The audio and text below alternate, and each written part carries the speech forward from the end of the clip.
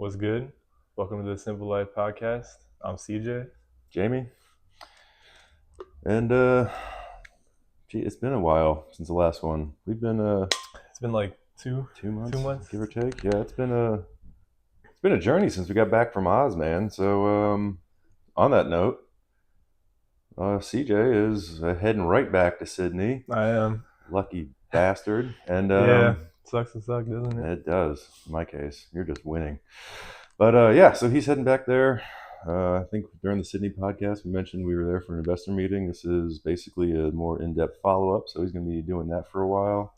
The next one we do is he's going to be remote with an amazing background, and I'll be here in good old Baltimore. Baltimore during the hottest time of It's going to be so awesome. year. It's going to be muggy and in the middle of a swamp, and you're going to be in paradise. That's cool. Yeah. But yeah, It is cool. let's see. After we got back, we had that awesome trip, but then we launched the shampoo. Yeah, we launched the shampoo. That has done amazing. Banner work on that one. That is, I mean, everyone's just in love. Like, phenomenal people will not product. stop talking about it. It's crazy. And it makes sense because, I mean, it's perfect. It's a plant-based cleanser. mm-hmm. You know, mint essential oils. Just feels so fresh when you put it in. Cleans. It's not harsh. It's just flawless. We've got a lot of properly hard to please people that sampled that stuff out, and about 24 hours later, they were blowing us up like, when is this for sale? We're like, oh, give us a minute. So yeah, exactly. We got it all together and put it out there, and it's easily our most lucrative product this year, and probably will be long term. But that was huge. we huge. almost sold out Immediately. Instantly. Like, it was awesome. So, it was one of those things. I mean, if you're looking back at the whole journey so far, when you think you know everything, whenever you're doing something you love, and then you end up learning the hard way, because that's what you got to do, right? Like, oh, this is a poor choice, or this was not ideal, whatever. So the farther you go along, the better stuff you have to backfill it and adjust. So the shampoo rollout was our most cost effective, our most profitable, most attractive and aesthetically pleasing. Yeah, we got new packaging for it, new labeling. It was awesome. But beyond that, I mean, we've got someone helping us with on the operation side. We've got someone doing our marketing right now, and they're both absolute, like, phenomenal to work with. So things are growing, things are moving. And as far as that applies to living simple, I kind of lost myself just rambling there. What do you think? Well, I mean, living simple. I mean, just work hard. We're just working hard. It's crazy how time flies too when you're just every day you're just working hard. You go to the gym, eating right, socializing, doing events on the weekends, kind of being active, balancing everything.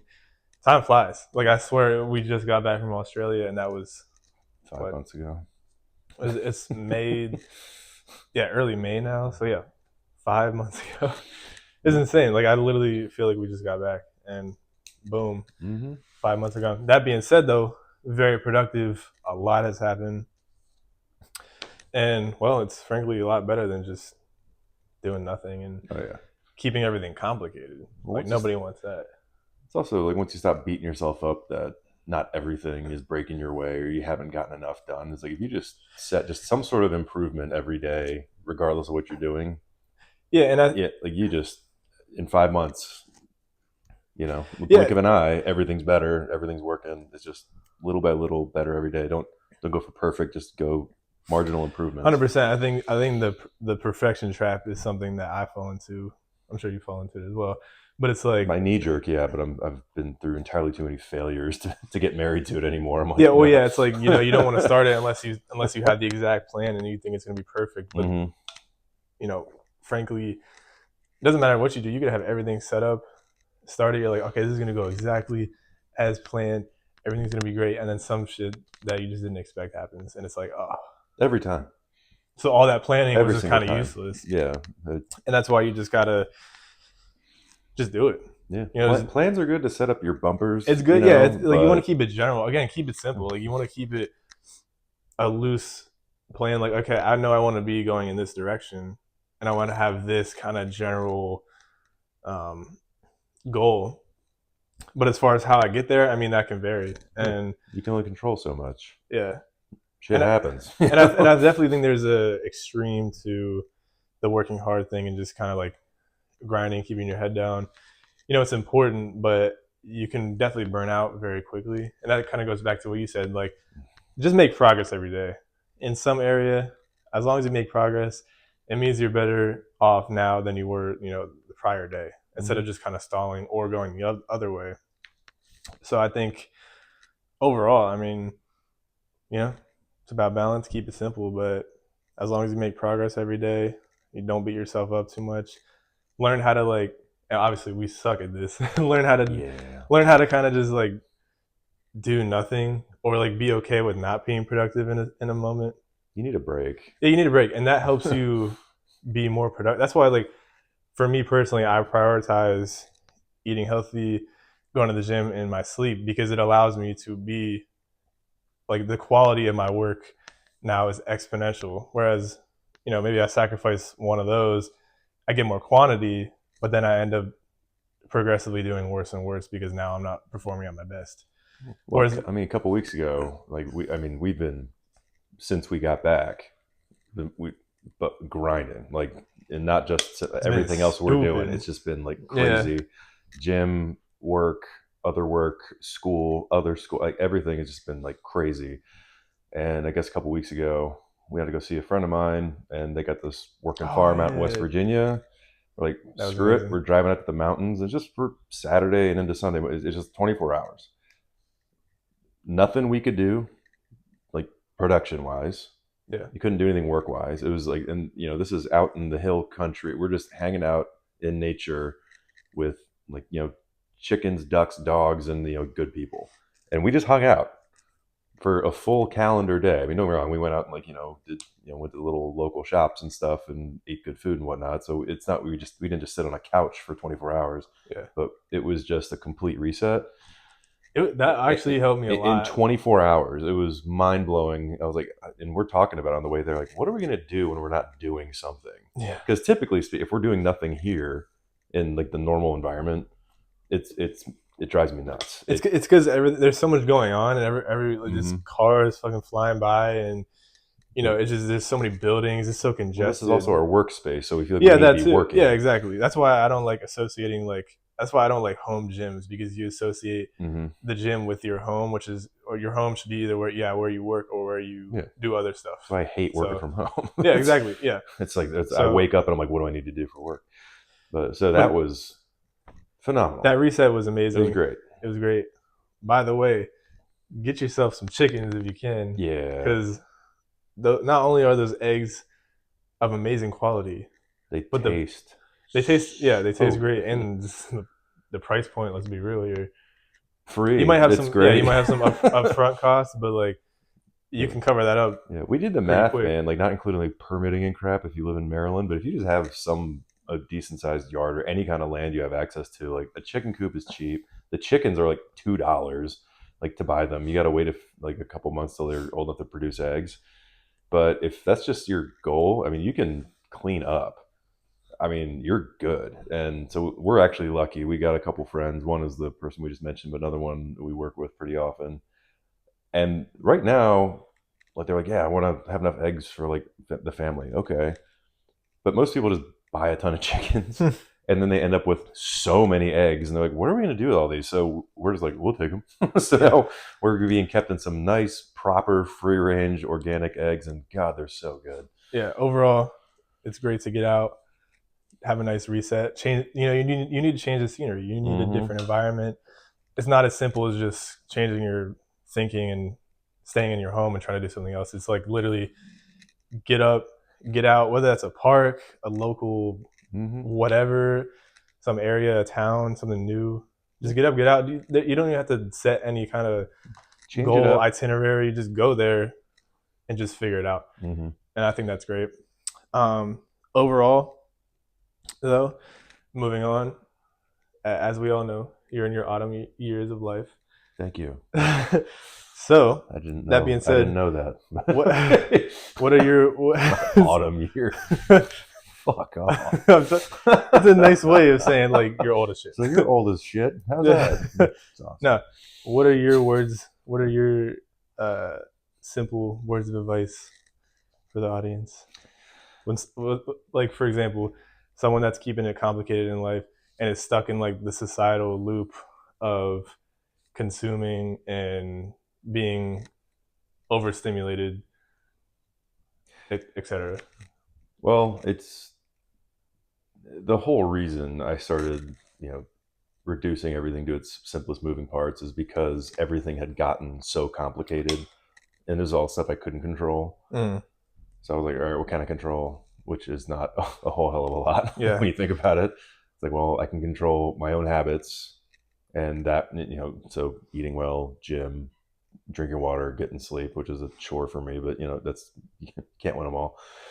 And it's a tough break when you're used to, when you're used to eating garbage and everything you want, and you're used to managing this crazy social life, even with people you don't even like, and you're used to all of the other noise in the average American life, or just Western life in general.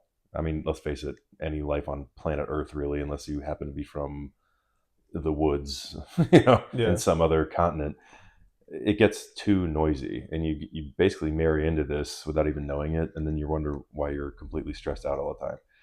So I started doing this, years ago, for what I could control, and then the more control you get, the more of your life you actually have impact on. And I'll be honest, when you're like in your 20s, you grew up on smartphones and internet culture, and you're used to all this, it is a tough break. For instance, the very first thing I ever did that was meaningfully impactful on my health was just getting rid of soda. I used to crush Mountain Dew day and night, well into my mid-20s. And I was like, this is horrendous. When I did the homework, I'm like, this is absolutely horrendous for me. So I just, one step at a time, marginal improvements. I did not do the whole, I'm eating completely clean and no bad vices or habit. Like, just pick one and knock that out. And it's not that hard. It's really not. The rest was noisy and complicated. That was one thing I got rid of. And then I just did that periodically. What else can I do? And it's for my age, in my autumn years. At least it's not the winter years. I mean, that's fair. Death is. But I mean, at my age now, and I'm tongue in cheek here, no feather in my cap on that one. Figuratively, literally got one. I am 25? So far ahead of the curve, just on a human level. Like, so many people 100%. My age are just wildly depressed, massively overweight. They got like 68 different conditions, and they're living to die, basically. They physically can't do half the stuff I can, because they're so far gone, and they're not willing to make the change to something simpler. Which doesn't have to be like, well, get rid of all the things that complicate your life. All right, well, I'm leaving my kids. Like, no, that's not it. Like, you got responsibilities, you have obligations. Some stuff is going to be and stay complicated, whether you like it or not. But the small niche of your life, the piece of that pie that you can manage, just do that. And it reduces, I mean, even if it's just a tiny sliver of your existence that you can simplify, the net impact it has on everything else is massive. Yeah. And that's how I'm able to keep up, is because I chose to do that. Well, yeah, and I think you're a great role model of people that are, in your age group. Boom. Showing that you can keep life simple and kind of do your best and, take risks. Overall, I think obviously everyone's life is different, but, do what you want, keep it simple. Mm-hmm. And, everyone only has this limited amount of time, this hourglass. It's ticking away each grain of sand every single day. So it's like, I ain't saying you got to do everything in one day or listen to the opinion of someone else on what your life should be like or what an ideal life is like. But do what you want and take risks, Well, and that was another sobering thing, like you don't realize the passage of time until it's afterward, right? So I mean, I'm 40. I don't feel, look, or certainly act like I'm 40, because most people that are 40 are, big old fat depressed people that just suck at stuff, and they're That's why you have a midlife crisis, because you feel like you've wasted a lot of time, which in most cases you've wasted a crippling, irrecoverable amount of time. That came to me in late 20s, early 30s. I was like, what has even happened? I was like, yeah, but to his point, you only have this one sliver of time. I don't like regrets of any capacity. I don't like feeling like I've wasted anything, especially my time. That is the most finite resource you have, and you never know when you're going to check out. Yeah, you can always make more money. You can't make more time. So it's like, well, I think I'm just going to start doing what I want. Now, there's another thing, and here's the trick. What do you want to do? What you want to do is nothing, and eat garbage, get drunk every day, and just basically live like a maladjusted teenager when you're in your 40s, that's not what I'm talking about. Yeah. You have to identify if you actually want good quality, and if you do, how can you impact that? And once again, 1% a day, just marginal improvements here and there over not long, over a couple months, stretch that out over a couple years, and you have a categorically different life. You're happier, you're healthier, and it really boils down to, I have reduced these things to its simplest parts and executed. It's not that complicated. It is hard, especially if you've been living your whole life complicated. It's a paradigm shift you got to get used to, and you have to want to change it. And that is the trickiest part. Carve out the things you like in life. Yeah.